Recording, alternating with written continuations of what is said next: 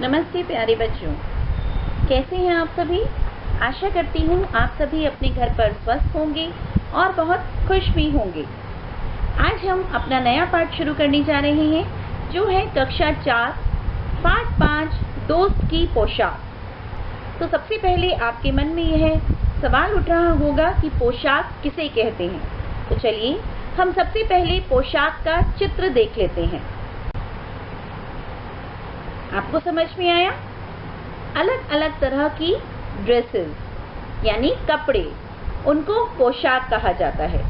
स्त्रियों और पुरुषों की अलग अलग पोशाकें होती हैं, जैसा आप इस चित्र में देख पा रहे हैं। तो देर ना करते हुए शुरू करते हैं अपना पाठ।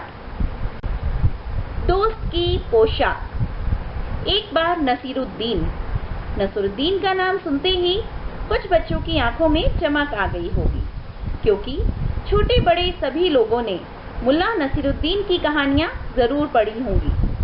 अगर आपने मुल्ला नसीरुद्दीन की कहानी नहीं पढ़ी तो मैं आपको बता दूं कि मुल्ला नसीरुद्दीन अपनी हाजिर जवाबी के लिए बहुत मशहूर थे। हाजिर जवाबी मतलब उनके पास हर बात का जवाब होता था।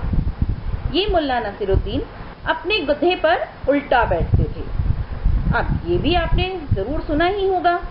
अगर नहीं सुना तो सुनने में मजेदार लग रहा है ना। आज हम एक ऐसे व्यक्ति की कहानी पढ़ने जा रहे हैं जो पूरी दुनिया में अपनी हाजिर जवाबी और अपने गधे पर उल्टा बैठने के लिए मशहूर थे। चलिए कहानी शुरू करते हैं। एक बार नसीरुद्दीन अपने बहुत पुराने दोस्त जमाल साहब से मिले। अपने पुराने दोस्त से मिलकर वे बड़े खुश हुए। जब भी कभी आप अपने दोस्तों से मिलते हो तो बहुत खुश होते हो ना। और आजकल तो कोरोना की वजह से आप सब अपने घर से बाहर भी नहीं निकल पा रहे। तो अगर कभी आप अपने दोस्त से मिलोगे तो जैसी खुशी आपको मिलेगी वैसी ही कुछ खुशी नसीरुद्दीन को मिली अपने पुराने दोस्त से मिलकर। कुछ देर गपशप यानी बातचीत करने के बाद उन्होंने कहा, चलो दोस्त मोहल्ले में घूम आए। जमाल साहब ने जाने से मना कर दिया। क्यों मना कर दिया? उन्होंने कहा कि अपनी इस मामूली सी पोशाक में मैं लोगों से नहीं मिल सकता। मामूली यानी बहुत ही साधारण से कपड़े पहनकर वे अपने दोस्त के घर गए थे। नसीरुद्दीन ने कहा, बस इतनी सी बात। नसीरुद्दीन तुरंत उनके लिए अपनी एक भड़कीली अचकन निकाल कर लाए। अचकन क्या होता है? चलिए हम आगे अचकन की एक चित्र भी देख लेते हैं। उन्होंने कहा, इसे पहनो, तुम इसमें बहुत अच्छे लगोगे और तुम्हें सब देखे रह जाएंगे। यह है अचकन। अचकन एक ऐसा कपड़ा जो घुटनों तक लंबा होता है, उसे अचकन कहा जाता है। समझ आ गया अचकन का चित्र देखकर कि अचकन कैसी होती है। अब बन ठन कर दोनों दोस्त घूमने निकले। दोनों दोस्त बन ठन कर यानी खूब तैयार वैयार होकर घूमने निकल गए। दोस्त को लेकर नसीरुद्दीन पड़ोसी के घर गए। नसीरुद्दीन ने पड़ोसी से कहा, ये है मेरे खास दोस्त जमाल साहब। आज कई सालों बाद इनसे मुलाकात हुई है। वैसे जो अचकन इन्होंने पहन रखी है वह मेरी है। यह सुनकर जमाल साहब तो मानो घड़ों पानी पड़ गया। अब घड़ों पानी पड़ना एक मुहावरा होता है जिसका अर्थ है वो बहुत ही लज्जित हो गए, बहुत शर्मिंदा हुए। उन्हें अपने ऊपर बहुत शर्म आने लगी। बाहर निकलते ही मुंह बनाना फिर से एक मुहावरा हुआ। यानी वो गुस्सा होकर नसीरुद्दीन से कहने लगे, तुम्हारी कैसी अकल है? क्या यह बताना जरूरी था कि अचकन तुम्हारी है? तुम्हारा पड़ोसी सोच रहा होगा कि मेरे पास अपने कपड़े हैं ही नहीं। देखिए इस चित्र में कैसे नसीरुद्दीन को उनके दोस्त जमाल साहब गुस्सा कर रहे हैं और उनका पड़ोसी देख रहा है। नसीरुद्दीन ने माफी मांगते हुए कहा, उन्हें अपनी बात पर बहुत ही शर्म आई और उन्होंने कहा कि ठीक है, गलती हो गई, अब मैं ऐसा नहीं करूंगा। अब नसीरुद्दीन उन्हें हुसैन साहब से मिलवाने ले गए। हुसैन साहब भी उनके दोस्त थे। हुसैन साहब ने गर्मजोशी से उनका स्वागत किया। जब जमाल साहब के बारे में पूछा तो नसीरुद्दीन ने कहा, जमाल साहब मेरे पुराने दोस्त हैं और इन्होंने जो अचकन पहनी है वह इनकी अपनी ही है। गर्मजोशी यानी बहुत ही जोश के साथ उन्होंने उनका स्वागत किया, बैठाया, प्यार से उनसे बातें करने लगे और फिर से वही बात शुरू कर दी कि इन्होंने जो अचकन पहनी है वह अपनी है। जमाल साहब फिर नाराज हो गए। बाहर आकर बोले, झूठ बोलने को किसने कहा था तुमसे? क्यों? नसीरुद्दीन ने कहा, जैसा तुमने चाहा मैंने वैसा ही तो कहा। पोशाक के बारे में बात किए बिना काम नहीं चलता क्या? अब जमाल साहब ने उन्हें समझाया कि पोशाक के बारे में बात मत करो, उसके बारे में कोई बात नहीं करोगे तो क्या हो जाएगा। जमाल साहब को नसीरुद्दीन लेकर आगे बढ़े। तभी एक अन्य पड़ोसी मिल गए, यानी दूसरे फिर से पड़ोसी मिले। नसीरुद्दीन ने जमाल साहब का परिचय उनसे करवाया और कहा कि मैं अपने दोस्त का परिचय करवा दूं। ये जमाल साहब हैं और इन्होंने जो अचकन पहनी है उसके बारे में तो मैं चुप ही रहूं तो अच्छा है। तो आपको समझ आया कि बार बार नसीरुद्दीन अपनी अचकन की बात क्यों कर रहे थे? क्योंकि वह जमाल साहब को छेड़ना चाहते थे। मैंने अभी आपको बताया था ना कि नसीरुद्दीन बहुत ही हाजिर जवाब थे, बहुत ही हंसमुख व्यक्ति थे, तो बार बार अपने दोस्त को छेड़ रहे थे। इस कहानी में हमारे पास सिर्फ 5 किरदार हैं। नसीरुद्दीन साहब, उनके दोस्त जमाल साहब और उनके 3 पड़ोसी। एक पहला पड़ोसी, हुसैन साहब और अन्य पड़ोसी। तो आपको ये कहानी कैसी लगी? उम्मीद करती हूँ बहुत ही अच्छी लगी होगी। और नसीरुद्दीन से संबंधित और भी कहानियाँ अगर आप नेट पर ढूंढेंगे तो आपको मिल जाएगी, तो उनको ज़रूर पढ़िएगा। आइए हम आगे इसका नोटबुक का कार्य देख लेते हैं कि हमें कॉपी में कैसे कार्य करना है। सबसे पहला पेज जो हमारी कॉपी में होता है वो होता है इंडेक्स, यानी विषय सूची।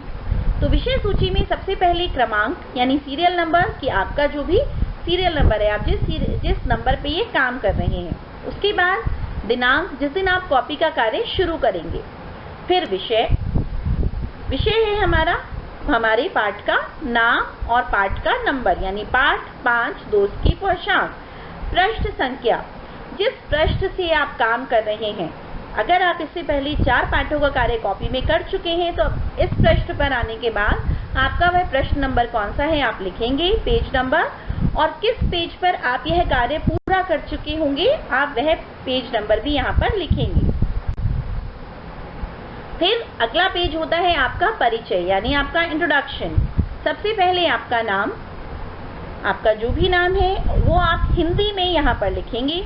उसके बाद आपकी कक्षा 4 में आप पढ़ते हैं, और आपका वर्ग यानी आपका सेक्शन।